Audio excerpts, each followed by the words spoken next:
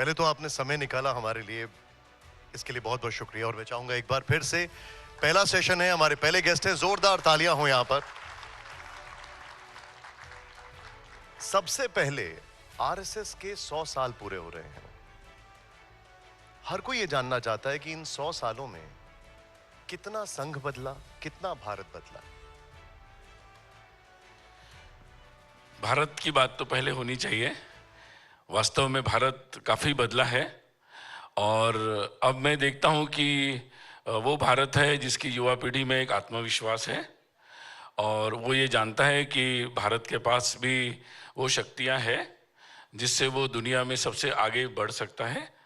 और ये आत्मविश्वास जो है, ये मुझे लगता है कि सबसे बड़ी उपलब्धि है स्वाधीनता के बाद की, कि भारत के लोग अब भारत पे बहुत विश्वास कर रहे हैं और उस विश्वास के साथ आगे बढ़ना चाहते हैं। इसी विश्वास को बनाने में जितना योगदान संभव था वो संघ अपनी स्थापना से ही पिछले 100 वर्षों से लगातार देता रहा और उसके लिए फिर जो ज़रूरत थी, जैसे अधिक कार्यकर्ता चाहिए थे, देश के हर कोने तक पहुंचना था, हमारे उपक्रम में कार्यक्रमों में नई बातें जोड़नी थी, जो लोग अभाव में थे उनके लिए नए उपक्रम सेवा काम शुरू करने थे, ऐसे बहुत सारे काम, या जिससे भारत के लोगों का आत्मविश्वास बनेगा, ऐसे देश के महत्वपूर्ण विषयों पर जहां कई बार अनजाने में लोग अपनी भूमिकाएं स्पष्ट नहीं ले सकते, संघ ने प्रारंभ से ये बात रखी कि उन विषयों पर बिल्कुल बिना भय से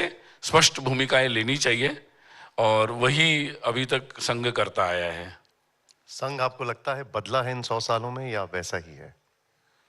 देखिए, वैसे तो संघ, मूल बात जो संघ जिसके लिए बना कि पूरे भारत को एक फिर से अपने पुनर्वैभव की स्थिति में ले जाना है और उस उद्देश्य के लिए पूरे हिंदू समाज को जोड़ना, संगठित करना, देश की एकता के लिए काम करना, वो काम में तो कोई बदलाव नहीं हुआ, वैसे ही चल रहा है। हाँ, बाहर की बातें तो बदलती रहती है, हमारी रचनाएं बदली, हमारे शाखा के समय पत्रक बदला कि पहले केवल शाम को लगती थी, अब जैसे लोगों का समय पत्रक है, सुबह भी लगती है, देर रात को भी लगती है, लोगों की सुविधा से लगती है। तो वो बहुत सारी बातें, गणवेश में भी बदलाव होते गए बहुत सारे। तो बाहरी बहुत सारी चीज़ें बदली, लेकिन उसकी जो मूल आत्मा है वो वैसी की वैसी है। मेरा अगला सवाल भी यही है कि अगर इन 100 सालों की बात की जाए तो जिस उद्देश्य से संघ बना था, जो फोकस था या जो गोल्स थे, वो कितने प्रतिशत हासिल कर पाए? संघ के काम को ऐसे प्रतिशत में तो नहीं माप सकते, न हम लोगों के पास ऐसा कोई पैरामीटर है, क्योंकि संघ का उद्देश्य ये था कि पूरा जो समाज है उसको मजबूत करना है, उसके अंदर एक आत्मविश्वास लाना है और धीरे धीरे समाज स्वयं ही अपने पुरुषार्थ और कर्तृत्व के साथ जो देश को और स्वयं को आगे बढ़ाने का जो कार्य है वो अपने हाथ में ले ले।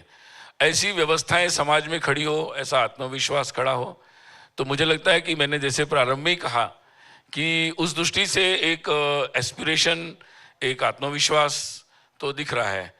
और एक बात बहुत बड़ी उपलब्धि ये हुई है, ऐसा मैं मानता हूँ, कि अब संघ जिस काम को भी आगे ले जा रहा था उस काम को समाज के बहुत सारे लोग अब समझने लगे हैं और बहुत सारे कार्यों में समाज के बहुत सारे लोग, जिसको हम सज्जन शक्ति कहते हैं, ऐसे बहुत सारे कार्य करने में लोग सामने आ रहे हैं। जैसे हम हर समय देखते थे कि कोई भूकंप हो गया तो हम लोग वहाँ जाते थे, लेकिन इस बार जब कोरोना का जब ये विपदा आई तो हमने देखा कि हमारे साथ समाज की कितनी सारी संस्थाएं, कितने सारे लोग, बहुत सारे लोग जुड़ गए।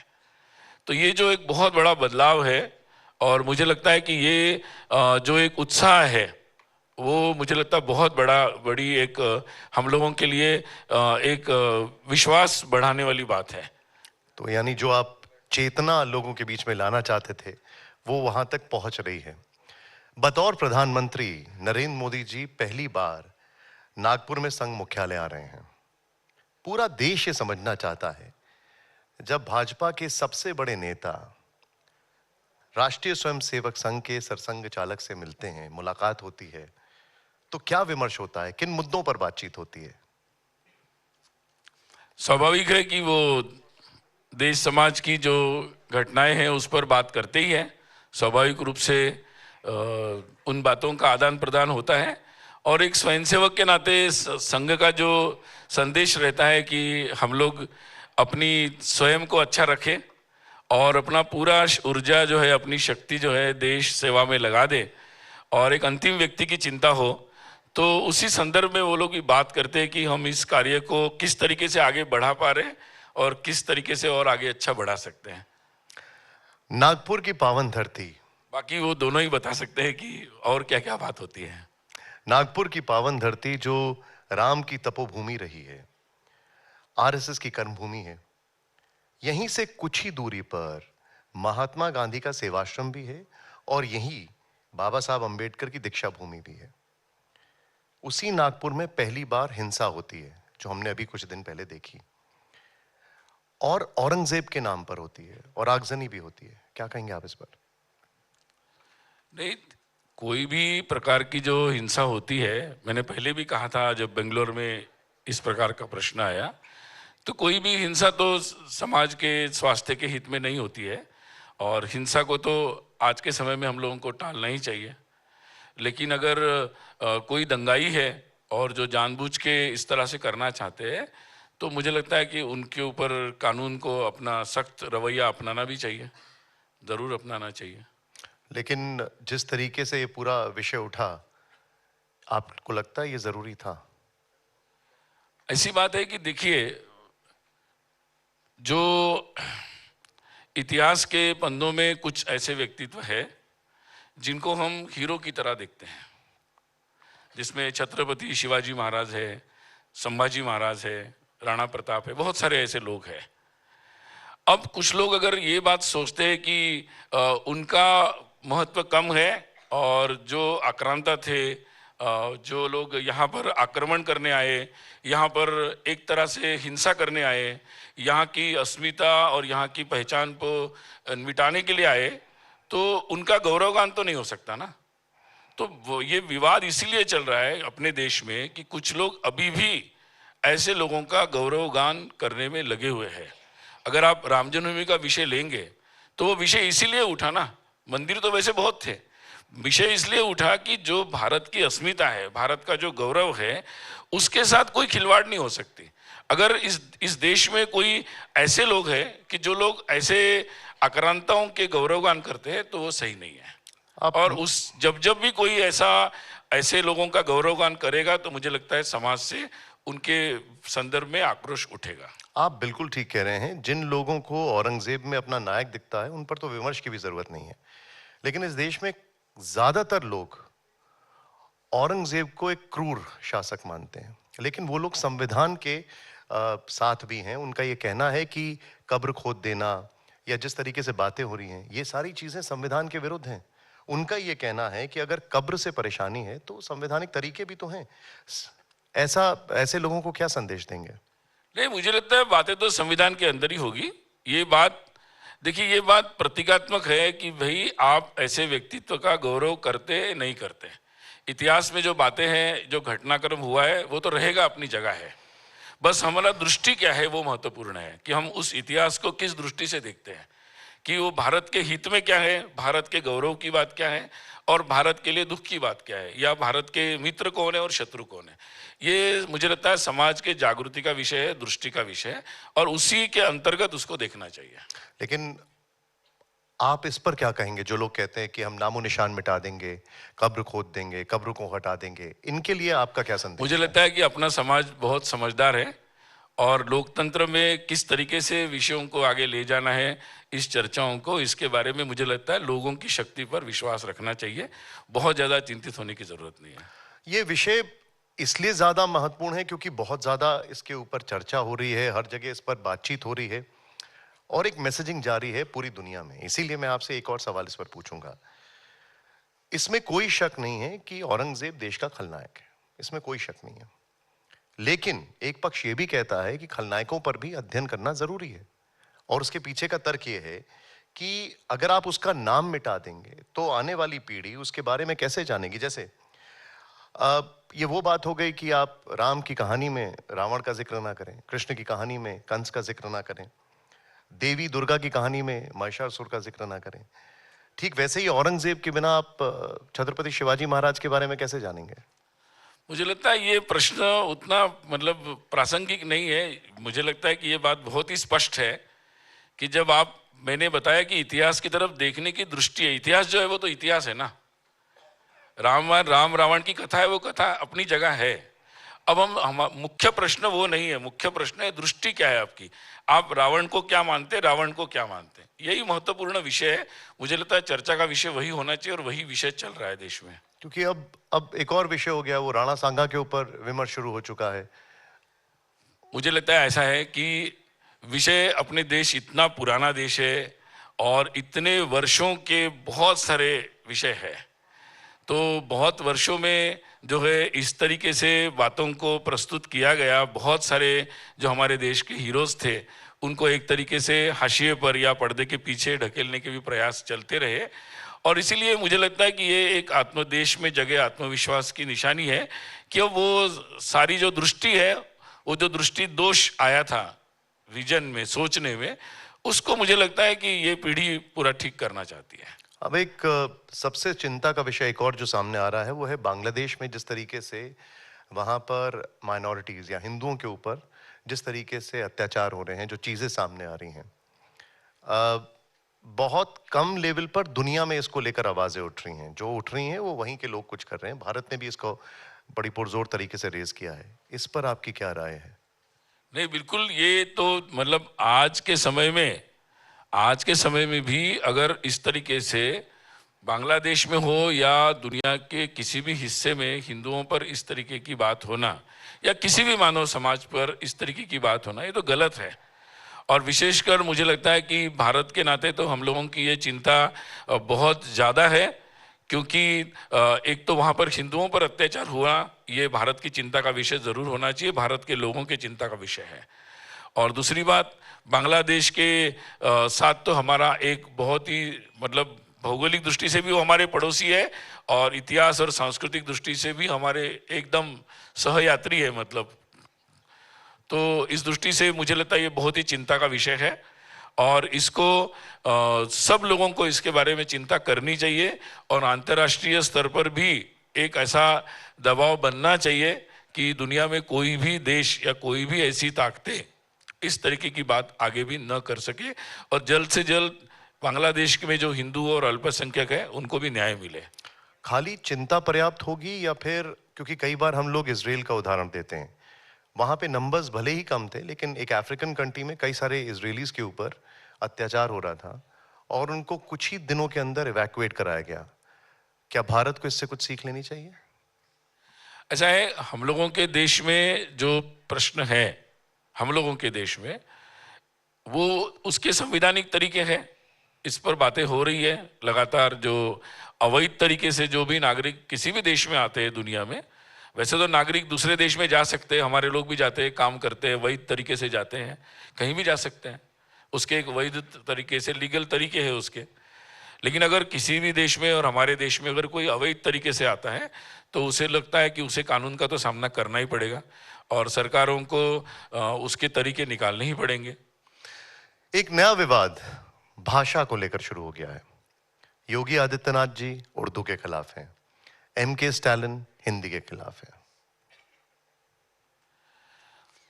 मुझे लगता है कि किसी को किसी भाषा के खिलाफ होने की कोई आवश्यकता नहीं है। विषय ये है कि हमारी जो भारत में जन्मी भारत की भाषाएं हैं उनका सम्मान होना चाहिए और उनकी जो भी आज के समय में प्रासंगिकता है, उसकी उपयोगिता है। हम बड़े से बड़े वैज्ञानिक काम भी अपनी भाषाओं में कर सकते हैं, उतना उनको सक्षम बनाना है और इसके लिए समाज को, सरकारों को, जितने भी प्रकार के हमारे माध्यम होंगे उससे प्रयास होना चाहिए और इसलिए मुझे लगता है इस तरीके से इसको देखना चाहिए। और ये बात जो तमिलनाडु की बात आप कर रहे हैं, तो वहाँ पर तो ये बात सोचने की है कि अगर सरकारों के लिए सोचने का विषय है कि तमिल भाषा के लिए सरकार क्या कर सकती है। तो मुझे लगता है वहाँ तो तमिल मीडियम को इंग्लिश मीडियम रिप्लेस कर रहा है, इसके बहुत सारे आंकड़े आ रहे हैं। तो इस पर चिंता, अगर कोई वहां विषय है और ज्यादा अच्छे से रक्षा कैसी की जाए और उसकी उपयोगिता आज के हमारे नई शिक्षा में भी कैसे उसकी बढ़ाई जाए, ये और महत्व का विषय। उर्दू पर क्या कहेंगे जो यहाँ पर है? नहीं, उर्दू भी एक भाषा है, उर्दू भी एक भाषा है, बिल्कुल। और बहुत सारे इतिहास लेकिन क्या है, देखिए ऐसा है कि अगर कोई भाषा में किसी को लड़ाना चाहता है या अपनी कोई धार्मिक आइडेंटिटी से भाषा को जोड़ता है तो वो गलत है, मतलब वो बात बिल्कुल गलत है। मैंने इसलिए कहा ना कि प्रश्न दृष्टि का ही आ रहा है, मतलब प्रश्न दृष्टि का आ रहा है कि आप हर चीज को अगर उस दृष्टि से जोड़ना चाहते हैं तो ये जो पूरी दुनिया में फंडामेंटल ताकतें, जो इस्लामिक फंडामेंटलिज्म है, ये अपने तरीके से नए नए पैतरा अपनाता है। भारत का विभाजन एक सच्चाई है, मतलब इस आधार पर हुआ विभाजन एक सच्चाई है जिसको हम नकार नहीं सकते। और ये भी हम सुनिश्चित करना जरूरी है कि फिर से भारत में ऐसी कोई ताकतें उभर कर न आए, यानी आप ये ताकि हमें फिर किसी ऐसी परिस्थिति का सामना न करना पड़े जो आज बांग्लादेश को करना पड़ रहा है, जो शायद आज पाकिस्तान में अल्पसंख्यक हिंदुओं को करना पड़ रहा है। तो क्या भाषा के आधार पर ऐसा हो सकता है? नहीं, ऐसा है कि मैं ये कह रहा हूं कि भाई भाषा को भी किसी को इस तरीके से उपयोग नहीं करना चाहिए। परिसीमन को लेकर भी काफी विवाद हो रहा है। एम के स्टालिन कहते हैं कि इसके बाद दक्षिण भारत राज्य में जो सीटें हैं वो कम हो जाएंगी। ऐसा है कि अपनी अपनी राजनीति है हर एक की, और मुझे लगता है कि ऐसे जो मुद्दे होते हैं देश के, जो संविधानिक तरीके से होते हैं, उनको फिर अपनी राजनीति से नहीं जोड़ना चाहिए, क्योंकि हमारे देश में परिसीमन के बारे में एक कानून है। जब भी परिसीमन हुआ, उसके एक्ट बना, उसके अनुसार परिसीमन हुआ और उसके नीति नियम है, उसके अनुसार होगा। अभी मुझे लगता है कि ऐसा कोई एक्ट प्रपोज ही नहीं हुआ है और ऐसी कोई बात आई नहीं है। जब आएगा तो उसकी चर्चा की जाए और ये सुनिश्चित किया जाए कि किसी के साथ कोई अन्याय ना हो। वो कहते हैं कि 1971 की जनगणना के हिसाब से परिसीमन किया जाए। मैं कह रहा हूं कि एक बार प्रपोज्ड एक्ट आ जाए फिर इसकी चर्चा होगी ना, क्या सही है क्या गलत है। एक बेसलाइन पक्की है कि किसी के साथ हम डेमोक्रेसी में रहते हैं, भारत के हर नागरिक का उतना ही अधिकार है, समान अधिकार है, उसकी सुरक्षा की जाए। उसके परिप्रेक्ष्य में इसकी चर्चा हो सकती है। अभी इमेजिनरी चर्चा करना राजनीति के अलावा और कुछ नहीं है, हाइपोथेटिकल है आप बता रहे हैं। इन 100 सालों में संघ पर तमाम आरोप भी लगे हैं और यहाँ पर जितने भी लोग हैं वो एक एक चीज के ऊपर आपसे जानना चाहेंगे। बहुत सारे मिथ संघ को लेकर लोगों के मन में हैं, बहुत सी अफवाहें हैं। मैं चाहता हूं कि आज इस बड़े मन से इन सभी विवादों पर खुलकर चर्चा हो जाए। संवाद कहना ज्यादा बेहतर होगा। उन तमाम आरोपों को मैं सिलसिलेवार ढंग से आपके सामने रखता हूं, आप उस पर हमें बताइएगा। आरोप है कि आजादी की लड़ाई में आरएसएस का कोई योगदान नहीं रहा, यह आरोप है।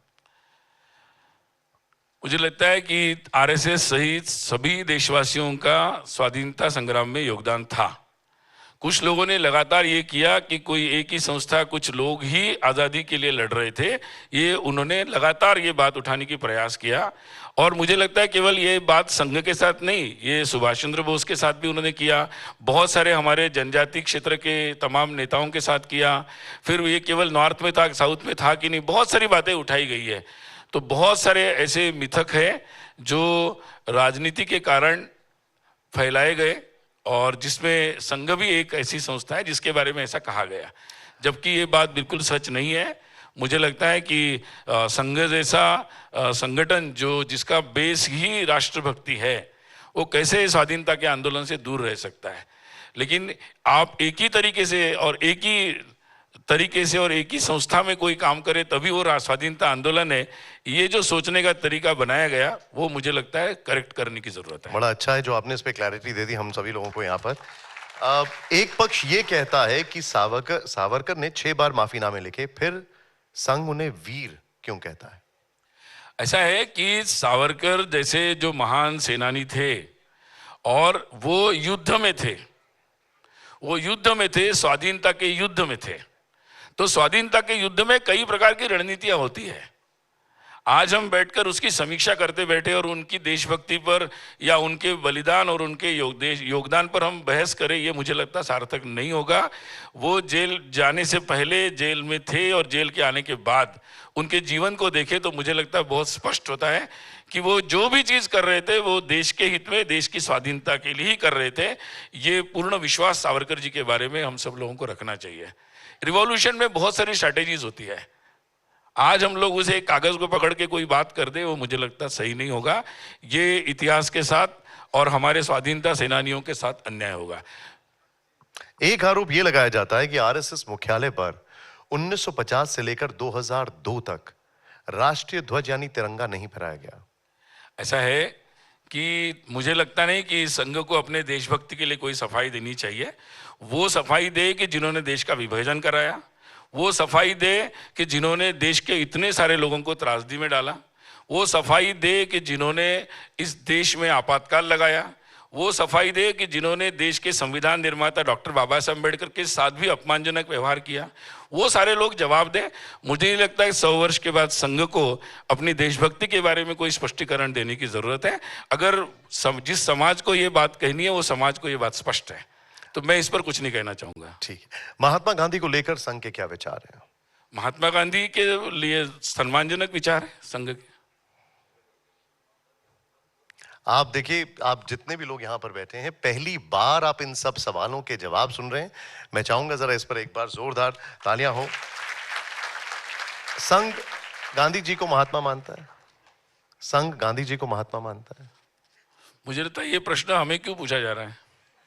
ठीक है, एक पक्ष ऐसा है उन लोगों को पूछा जाए जो आज भी मतलब गांधी जी का नाम तो लेते हैं लेकिन गांधी जी के कोई काम नहीं करते हैं, उनको पूछा जाए मुझे लगता है प्रश्न।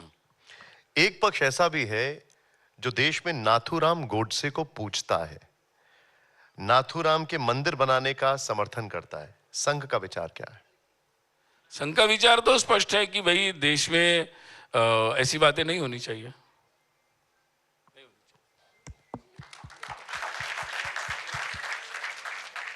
संघ मनुस्मृति का समर्थन करता है। मनुस्मृति वर्ण व्यवस्था का समर्थन करती है। क्या संघ भी वर्ण व्यवस्था का समर्थक है? पहली बात तो संघ कोई धार्मिक अधिष्ठान नहीं है जो अपने धर्म के अधिष्ठान के बारे में मार्गदर्शन करने का अधिकार हमारी धार्मिक पूज्य श्री शंकराचार्य जी और बहुत सारे ऐसे हमारे आध्यात्मिक गुरु हैं जो धर्म ग्रंथों का और उसके बारे में इंटरप्रिटेशन देते हैं हमें, और वो दृष्टा के रूप में समय समय पर हमारा मार्गदर्शन करते हैं। तो संघ का पहली बात तो उसकी कोई एक्सपर्टाइज संघ की नहीं है। रही दूसरी बात, हमारे जो समय समय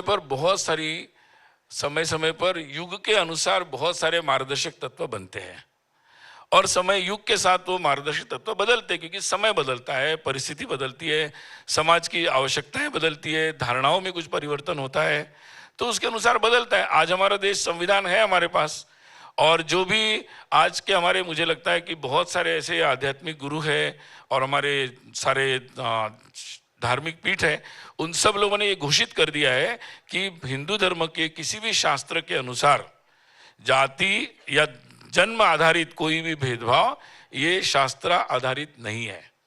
इस पर संघ के जो द्वितीय सरसंघ चालक थे श्री गुरुजी गोलवलकर, उनके बहुत प्रयास से एक जब सारे संतों का विश्व हिंदू परिषद के अधिष्ठान में सम्मेलन हुआ था उडुपी में, उसमें उनका ये प्रयास था कि पहला काम ये होना चाहिए कि कम से कम ये समाज को संदेश जाना चाहिए और वो धार्मिक आचार्यों के द्वारा जाना चाहिए कि जाति के भेदभाव के लिए हमारे शास्त्रों में कोई आधार नहीं है।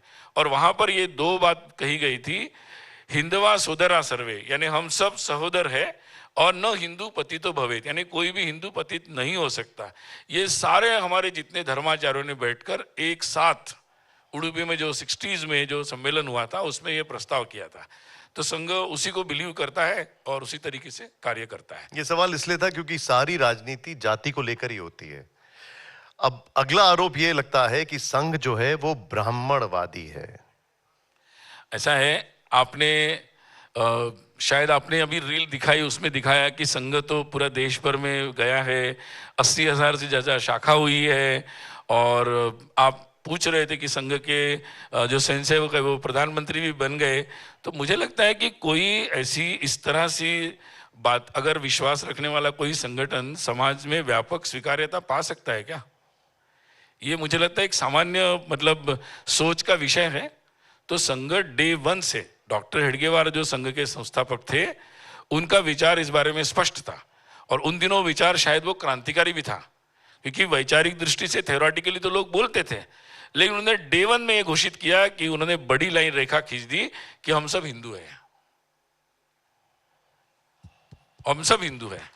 तो मुझे लगता है कि कई बार उसी बात पर बोलने से विषय नहीं होता है, एक बड़ी रेखा खींचनी होती है। तो उन्होंने हिंदू नाम से एक बड़ी रेखा खींच दी, और जिसका अनुभव आज भी हम लेते हैं। अभी देश में कुंभ हुआ तो सारे आप लोग, तो बहुत सारी चर्चा हो रही थी देश में, मीडिया के मंचों पर, राजनीति पर, कि देश में जाति और राजनीति चल रही है।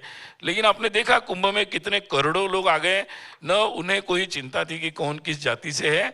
तो हमारे समाज में आज भी इतनी ऊर्जा और शक्ति है। हमारे पास पारंपरिक दृष्टि से ऐसे मंच है, वो राजनीति के मंच नहीं हो सकते, कभी कभी मीडिया के भी नहीं होंगे, लेकिन धार्मिक आध्यात्मिक हमारे पास ऐसे मंच है जहां हर समाज का जाति भूलकर, अपने सारे भेद भूलकर लोग एक हो सकते हैं। तो ये हमारे पुरखों की गिफ्ट है आज के 21st सेंचुरी में हमारे लिए। एक संघ प्रमुख का बयान जिस पर विवाद हुआ, उनका कहना था कि भारत को असली आजादी उस दिन मिली जब अयोध्या में राम मंदिर की प्राण प्रतिष्ठा हुई। जवाब में एक पक्ष पूछता है कि संघ क्या गांधी जी, पटेल के, नेहरू के, सावरकर के, भगत सिंह के, आजाद के योगदान को नकार रहा है?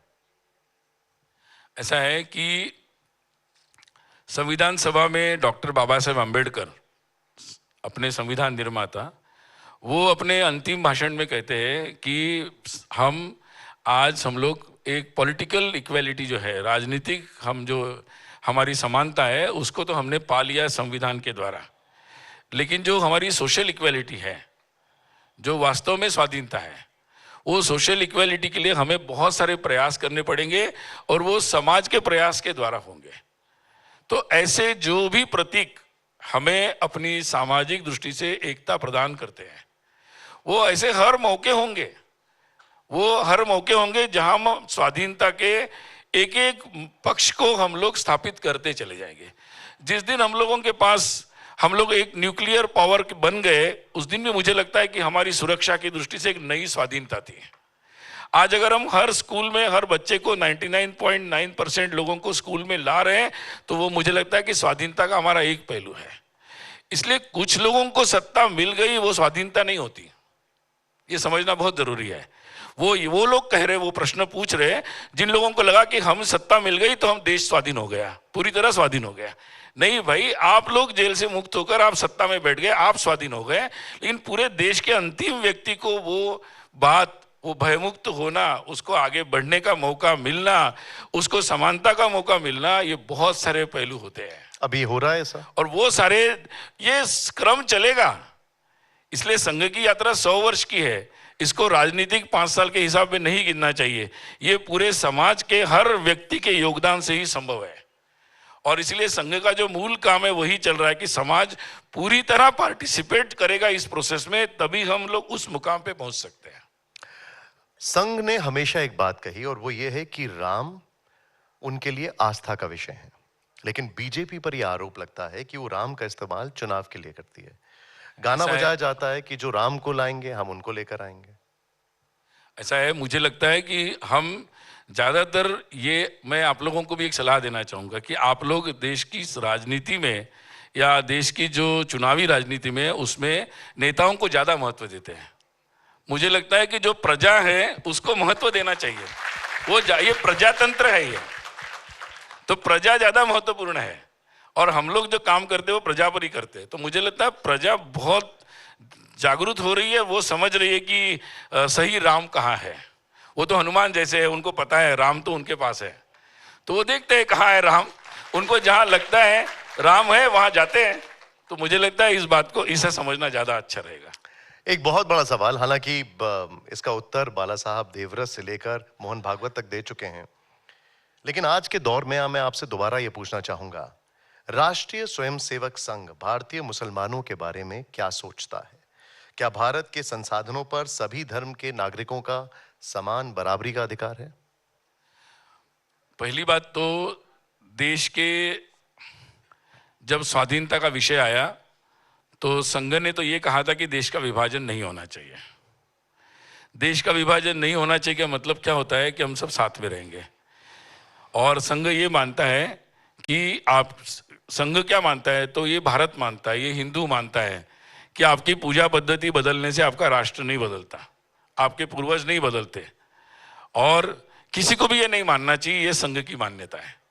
तो हम लोग तो यही काम कर रहे हैं देश में सबको बताने का। जो मेमोरी लॉस हुआ है, जब स्मृति भ्रंश होता है तो आदमी को समझ में नहीं आता कि वो कहाँ से आया, कहाँ जाना है उसको। तो संघ यही काम कर रहा है कि देश की स्मृति जागृत हो जाए। पहले हिंदुओं की हो जाए, फिर और लोगों की भी हो जाएगी स्मृति जागृत की भाई वो और कहीं से नहीं आए, वो इसी देश के हैं, उनके पूर्वज भी यहीं के हैं, और उनके पूर्वजों का भी इस देश के आगे बढ़ने में बहुत बड़ा योगदान है। तो और हम सब लोगों को, हम किसी भी भगवान की पूजा कर सकते हैं। हिंदू तो यही विश्वास करता है कि कई रास्ते हो सकते हैं पूजा के। तो ये मिट्टी हमारी है, ये वतन हमारा है, और इसी के साथ जुड़ के सबको चलना है। ये संस्कृति जो हमारी पूर्वजों से मिली है हमें लोगों को, उसके साथ चलना है। और संस्कृति क्या है हमारी, एक वाक्य में बोलना है तो साथ में रहने की संस्कृति है। लेकिन राहुल गांधी कहते हैं कि भारत में मुसलमान जो हैं वो असुरक्षित हैं। मुझे लगता है कि मैं क्या बोलूं उनके ऊपर, मतलब क्या बोलूं उनके ऊपर, क्योंकि वो काफी बड़े नेता है और रोज उनके विचार बदलते भी रहते हैं। तो मैं अगर रोज कमेंट करूं तो मुझे मतलब प्रॉब्लम हो जाएगा। Thank you. लेकिन इतनी कटुता क्यों है? हम देखते हैं कि होली के दौरान कहा जाता है, होता है कि मस्जिदों को ढक दिया जाए, मस्जिदों को ढक दिया जाए। ईद की बात जब की जाती है तो कहा जाता है कि यहाँ पर नमाज नहीं पढ़ी जाएगी, वहाँ पर नमाज नहीं पढ़ी जाएगी। क्या समाज में कटुता नहीं आ रही है इससे? मुझे लगता है कि देखो ऐसा है कि समाज में मतलब एक मतलब संविधान से और उसकी प्रक्रिया से बंधे हैं। तो हम सब लोगों को उस दायरे में तो होना पड़ेगा ना, उस दायरे में चलना पड़ेगा। हमारा अनुशासन सबके लिए समान होना चाहिए। तो मुझे लगता है कि उसी बात को, मुझे लगता है कि उसी तरीके से इसको देखना चाहिए। संविधान कहता है कि भारत जो है वो धर्मनिरपेक्ष है, पंथ निरपेक्ष है। फिर कुछ साधु संत ये कहते हैं कि, और बयान देते हैं कि हिंदू राष्ट्र बनाना है। दत्तात्रेय जी भी कह चुके हैं कि हिंदू राष्ट्र सिर्फ एक सांस्कृतिक अवधारणा है। फिर ये बहस क्यों होती है बार बार? देखिए, संघ के जो संस्थापक थे डॉक्टर हेडगेवार, और मुझे लगता है कि उन्होंने भी ये बात कही थी कि ये बनाना वगैरह नहीं है, ये हिंदू राष्ट्र है, ये हिंदू राष्ट्र है, ऑलरेडी इट इज देयर। और ये कोई राजनीतिक कल्पना नहीं है। जब तक हम वेस्टर्न प्रिज्म पॉलिटिकल थ्योरी से स्टेट नेशन स्टेट के हिसाब से देखेंगे, जहां आपका एक भाषा होनी चाहिए, एक रेस होनी चाहिए, एक आपकी गॉड होना चाहिए, और इस तरीके से राष्ट्र बनते हैं, तो वो अपनी कल्पना नहीं है।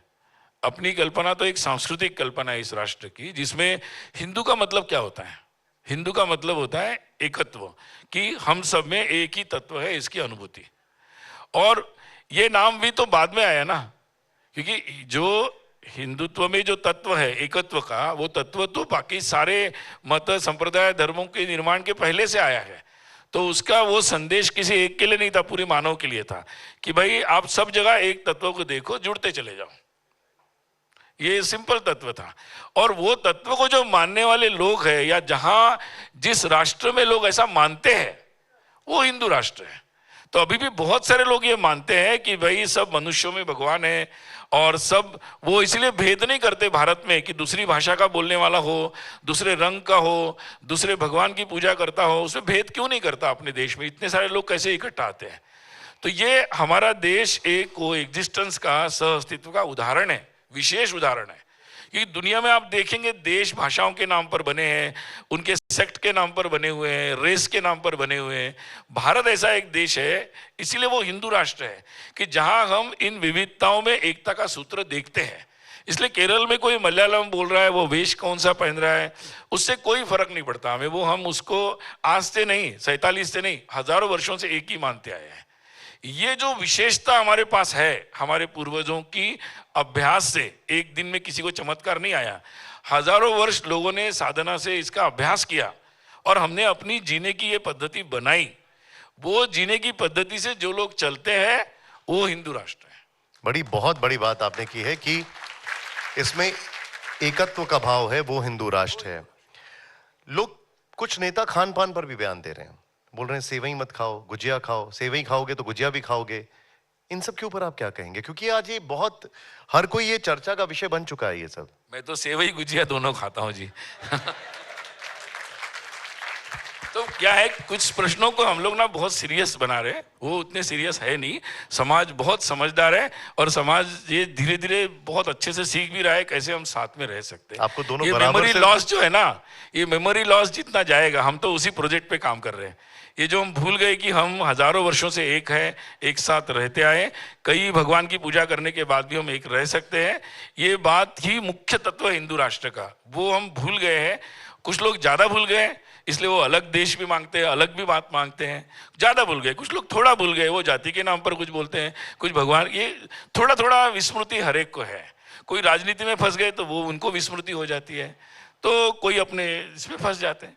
तो संघ का तो यही प्रयास है कि सबकी मेमोरी का रिकवरी 100% हो, और ये संभव नहीं है जल्दी, इसलिए हमें 100 साल लग गए और पता नहीं कितना समय लगेगा, but we are on that project. हम पूरी तरह फोकस्ड हैं और आने वाले समय भी हम इसी प्रोजेक्ट पे काम करेंगे। मतलब आप कह रहे हैं शॉर्ट टर्म मेमोरी लॉस को लॉन्ग टर्म मेमोरी गेन करना जरूरी है।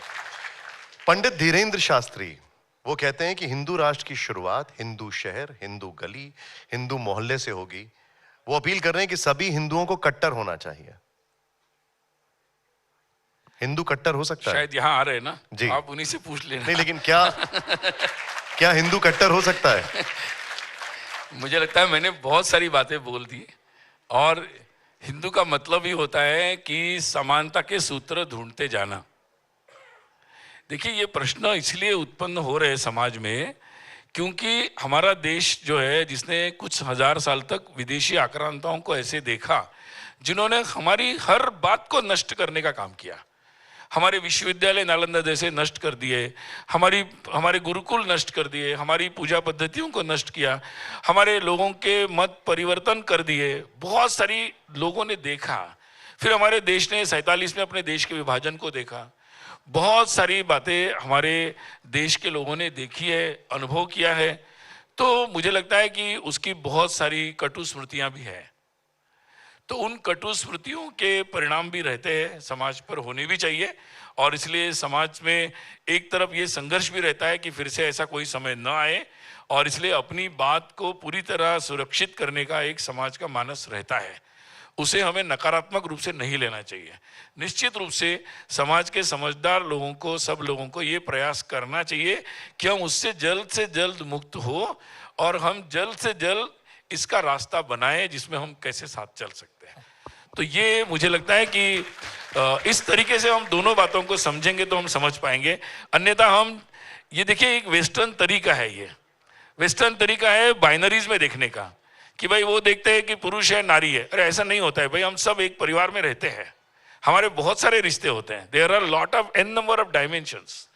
तो ऐसे दो भागों में नहीं किया जा सकता। तो ये थोड़ा सा मुझे लगता है कि हमें जितनी अपने देश की जो पॉलिटिकल थेरीज है, सोशल थेरीज है, कल्चरल थेरीज है, या हमारा जो ज्ञान है जिसको हम बोलेंगे भारत का ज्ञान, वो ज्ञान पे हम जितना जाएंगे ना, तो मुझे लगता है कि हम बात को समझते चले जाएंगे। भारत का ज्ञान। अब मैं एक बहुत जरूरी सवाल पर आ रहा और हूं। ये भारत का ज्ञान भारत के लिए नहीं, आने वाले समय में पूरी दुनिया को चाहिए।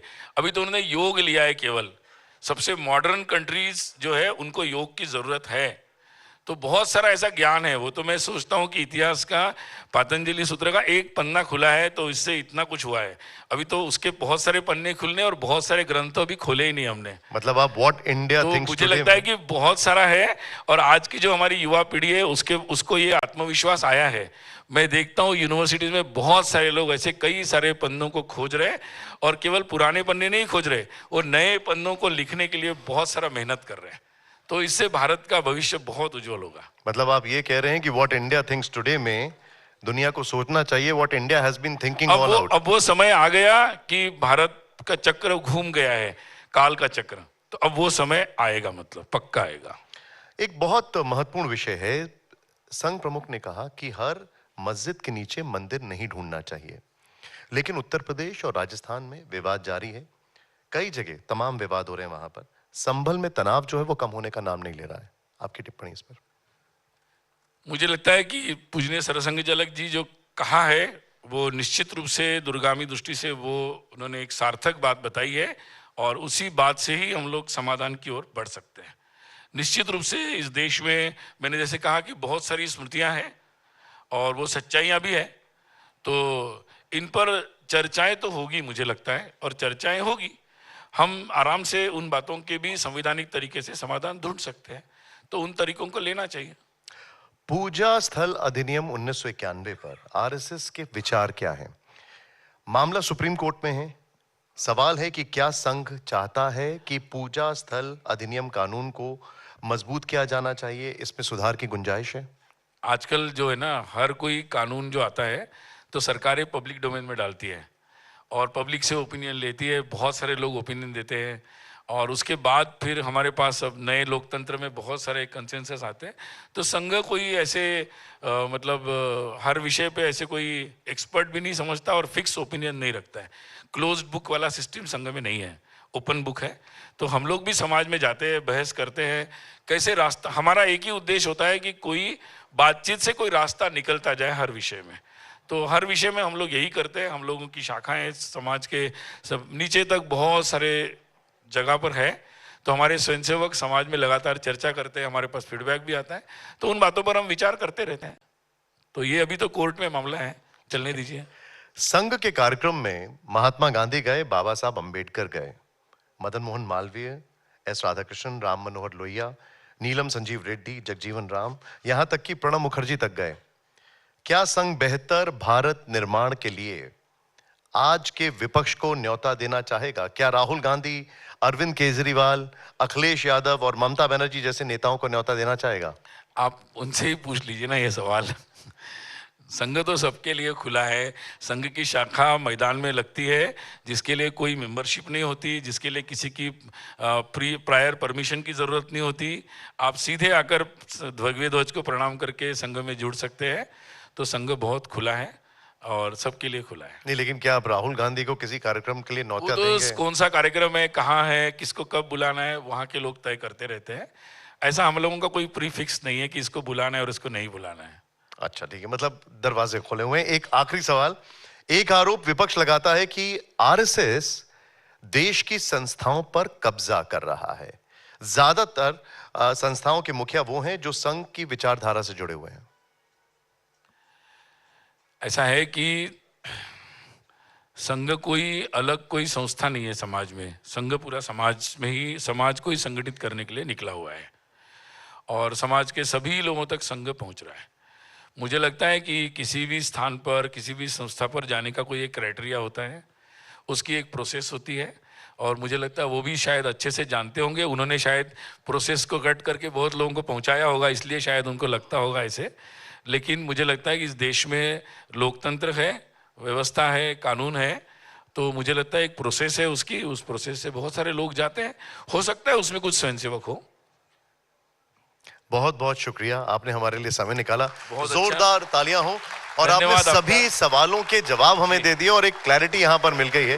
लेकिन मैं यहां पर आमंत्रित करना चाहूंगा पारितोष जी को, हमारे बहुत मैनेजिंग बहुत एडिटर को। धन्यवाद आप सब लोगों को भी। नमस्ते। वो आपको जरा सुमेरा शॉल।